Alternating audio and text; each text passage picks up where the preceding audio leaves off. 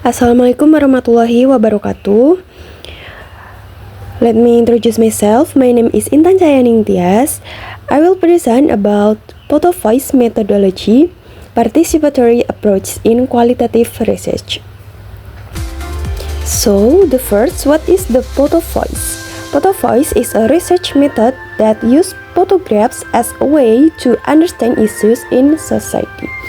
In this method, people themselves take the photos and tell what they are experiencing, rather than researchers guessing from the outside. Jadi, photo voice adalah metode penelitian kualitatif yang menggunakan foto sebagai sarana untuk memahami isu-isu dalam masyarakat. Nah, dalam metode ini, masyarakat sendiri yang mengambil foto dan menceritakan apa yang mereka alami, bukan dari peneliti yang menebak-nebak dari luar. And then, definition by the expert. The first one, Anne Burris in 1997, the originators of this method define photo voice as a research methodology that gives participants the opportunity to identify, represent, and improve the condition of their community through specialist photographic techniques. Jadi menurut Wang dan Burris pada tahun 1997, metode penelitian yang memberikan kesempatan kepada partisipan untuk mengidentifikasi, mewakili, dan meningkatkan kondisi komunitas mereka melalui teknik fotografi. And then Harper in 2012, in his book Visual Sociology, explained that photo voice combines the power of images with personal narrative, creating an authentic and meaningful medium of communication from the perspective of the community itself. Jadi, menurut Harper pada tahun 2012, photo voice menggabungkan kekuatan gambar dengan narasi personal yang menciptakan media komunikasi yang autentik dan juga bermakna dari perspektif masyarakat itu sendiri. And then, when Enwo invented it, photo voice was created in 1992 until 1994 by two researchers, Dr. Caroline Wang from the University of Michigan and Dr. Mary Ann Burris of the Ford Foundation. So, why is it called photo voice? And the first, photograph as the main medium for storytelling. And voice, the voice or opinion of the community that has been mute or unheard. And the philosophy, let the people themselves be the photographer and tell the story of their lives. Jadi mengapa disebut photo voice? Nah, foto itu berarti foto sebagai media utama untuk bercerita. Kemudian voice berarti suara atau pendapat masyarakat yang selama ini tuh bisu atau tidak didengar. Nah, filosofinya adalah biarkan masyarakat sendiri yang menjadi fotografer dan bercerita tentang kehidupan mereka. Purpose of photo voice. Wang and Burris formulated three main objectives that make up the cycle of community empowerment. The first, record and reflect, merekam dan merefleksikan. Allows people to record the strength and concerns of their community. This process not only document physical condition, but also capture the social, cultural, and economic dynamic that affect daily life. Jadi mendokumentasikan kondisi fisik, sosial, budaya, dan juga ekonomi komunitas. Kemudian ada promote critical dialogue, mendorong dialog kritis, yaitu develop knowledge about important issues through group photo discussions. Discussions become a space for shared reflection and the development of a collective understanding of community issues. Jadi diskusi kelompok untuk memperdalam pemahaman yang kolektif. Kemudian yang ketiga ada reach policy makers, atau menjangkau pembuat kebijakan. Nah, communicating community needs and aspirations to policymakers to affect real social change. Photo voice results are used for advocacy through exhibition, presentation, or other media. Jadi menyampaikan aspirasi masyarakat tersebut kepada pembuat kebijakan. Selanjutnya ada benefits of photo voice. Nah, manfaat photo voice yang pertama itu ada benefits for participant. Jadi apa sih manfaatnya untuk partisipan? Yang pertama ada empowerment, provides a platform of voice, opinions, and increase self-confidence. And then self-reflection, this helps participants see their environment with a new and more critical perspective. Skill development, practicing photography, storytelling, and presentation skills that can be used in the future. And community building, creating a space for discussion that strengthens relationship between residents and solidarity. Jadi manfaatnya untuk partisipan itu ada pemberdayaan diri, refleksi diri, pengembangan keterampilan seperti fotografi, bercerita, presentasi, dan juga memperkuat hubungan komunitas. And benefit for research atau manfaat untuk penelitiannya itu yang pertama ada rich data. Photo plus stories provide more complete and in-depth information than regular interviews. Insider perspective, getting a genuine point of view from within the community, not an outside researcher's interpretation. High validity, of course, data is more authentic because it is directly from the real experiences of participants. Social impacts, research results have real potential to influence development, policies, and program. Jadi manfaat untuk penelitiannya sendiri itu data lebih kaya dan juga mendalam. Kemudian perspektif dari dalam komunitas, kemudian validitasnya juga tinggi dan juga potensi untuk dampak sosialnya itu nyata. Berikut ini adalah langkah implementasinya pada fase persiapan atau implementation steps in preparation phase. Yang pertama ada planning and preparation, perencanaan dan juga persiapan, yaitu menentukan isu dan komunitas target.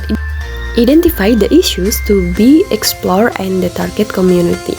The researcher conduct an in-depth study of the community social, cultural, and political context to ensure photo voice in an appropriate and acceptable method. The second step is participant recruitment.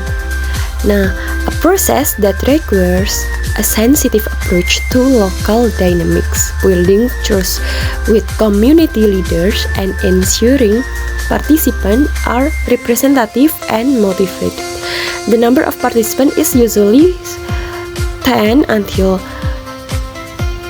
20 people for effective discussion. Jadi melibatkan 10-20 orang dengan membangun kepercayaan. The third, preparation of tools and materials. Provide a camera, simple digital or smartphone, spare batteries, memory cards, training material, discussion space, and presentation equipment. Jadi menyiapkan persiapan alat dan juga materinya. Ada misalnya kamera HP, baterai, materi, dan lain-lain. Kemudian ada participant training atau pelatihan untuk partisipan. Through introduction to the concept of photo voice training on basic photography techniques, camera use, composition or simple techniques, and discussion on ethics and permission to take photos. Asking permission, respecting privacy, and considering impact. Jadi partisipan training itu adalah pelatihan partisipan seperti teknik foto dasar dan etika pengambilan gambar. And the last step is theme determination. Themes emerge from facilitative discussion with participants, not unliterally determined by researchers. Generate guiding question and set the period of photo taking. 1 until 4 weeks. Jadi penentuan temanya itu berdasarkan diskusi yang partisipatif dan bukan keputusan yang sepihak dari peneliti. And then implementation steps in implementation phase. Jadi langkah implementasi selanjutnya pada fase pelaksanaannya. Yang pertama ada photo taking. Participants take photos according to the agreed term for 1 until 4 weeks. It is important to document the context of each photo, when, where, why, and some researchers provide a notebook for reflection. Jadi yang pertama itu ada pengambilan foto selama kurang lebih 1 sampai 4 minggu yang disertai dengan catatan refleksi. And the second, group discussion, a series of photos, sharing, and discussion sessions. Each participant present a photo and explain the meaning and context behind the image. The SHOUT method is often used, menggunakan metode yang singkatannya itu namanya SHOUT. Yang pertama itu SHOUT itu see, apa yang kita lihat, happening, apa yang terjadi, our life, kaitannya dengan kehidupan kita, and why, mengapa situasi ini tuh bisa terjadi, and empowerment, apa yang bisa kita lakukan, and do, tindakan yang akan kita ambil. And then analysis and follow up, categories photos, and discussion result based on emerging themes. Collaborative process between researchers and participants. Participants of a report or photo exhibition, then presentations to policymakers and relevant stakeholders. Jadi ada analisis dan juga tindak lanjut yang merupakan kategorisasi tema, misalnya pameran foto. Berikut ini adalah contoh pengaplikasian photo voice dari buku Harper pada tahun 2012 yang berjudul Visual Sociology. Nah, studi ini tuh tentang pengalaman mahasiswa baru yang beradaptasi di kampus, kemudian melibatkan 30 mahasiswa yang mendokumentasikan semester pertama mereka. Nah, key findingnya, students identified place that made them feel comfortable versus uncomfortable. Documentation of the adaptation process from feeling foreign to feeling a sense of belonging. Identification of support system that help the adaptation process, and differences in experience between local student and student from out of town. Jadi mereka menemukan tempat yang nyaman dan juga tidak nyaman. Nah, kemudian impact-nya seperti apa sih? The research result are used to improve the new student orientation program and create more welcoming space for student adaptation in campus. Jadi nanti dampaknya tuh untuk perbaikan program orientasi mahasiswa baru ke depannya. Nah, contoh ini tuh menunjukkan bahwa photo voice itu bisa membantu merancang lingkungan belajar yang lebih inklusif. Contoh pengaplikasian atau penerapan photo voice yang berikutnya ada dari Ulfa SN pada tahun 2021 dengan judul The Use of Photo Voice on Young Learners Speaking Skill. Nah, detailnya itu berlokasi di SD Pertiwi di Kota Bogor. Kemudian desainnya itu ada pre-eksperimental, yaitu pre-test, post-test, satu kelompok dengan durasi 4 minggu dan partisipan 31 siswa kelas 4B. Nah, di sini prosesnya itu siswa memotret benda yang ada di rumah, misalnya ruang tamu, kamar tidur, dapur, kemudian mendeskripsikannya secara lisan melalui voice note. Statistical test was used to compare pre-test and post-test result.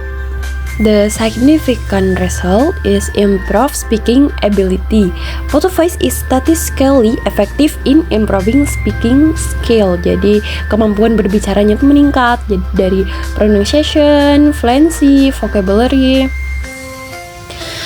And then student response.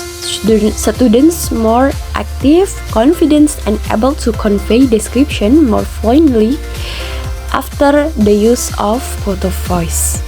impact and implication-nya apa aja. Jadi student empowerment, student are better able to express ideas through visual media.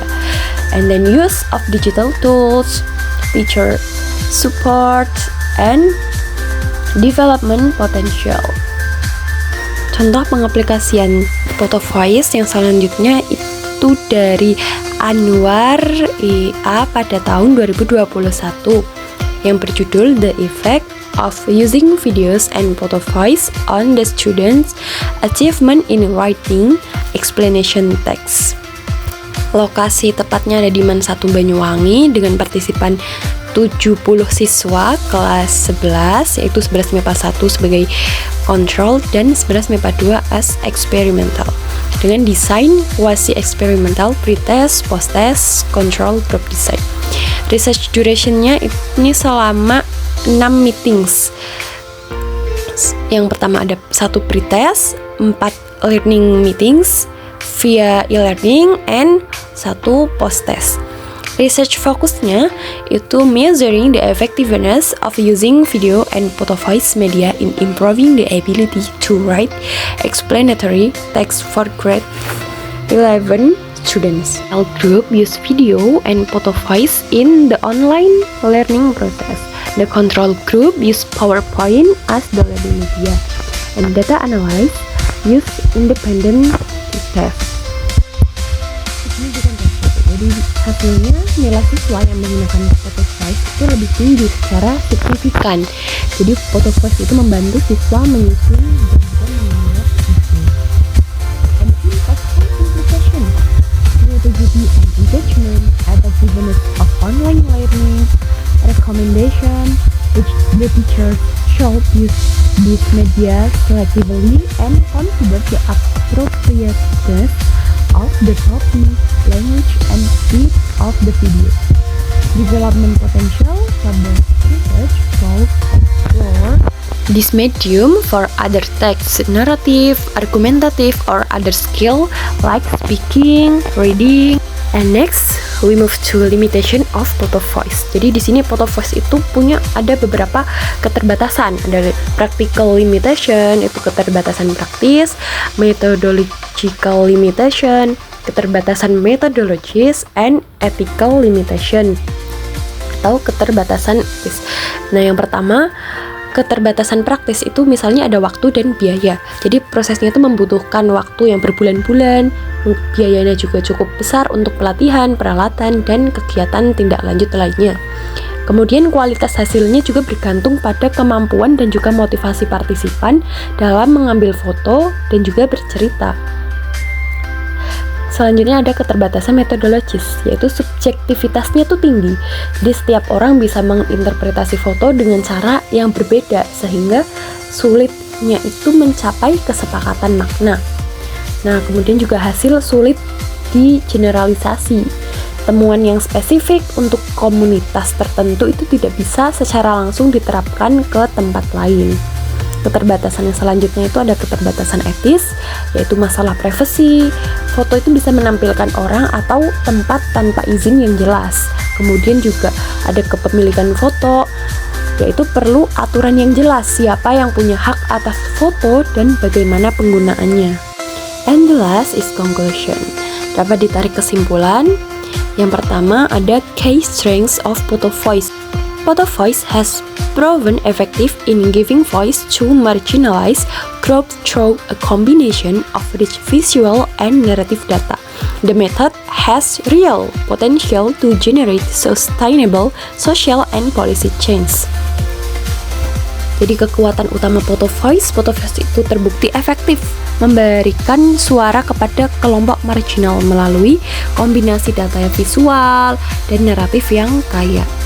Metode ini memiliki potensi nyata untuk menghasilkan perubahan sosial dan juga kebijakan yang berkelanjutan.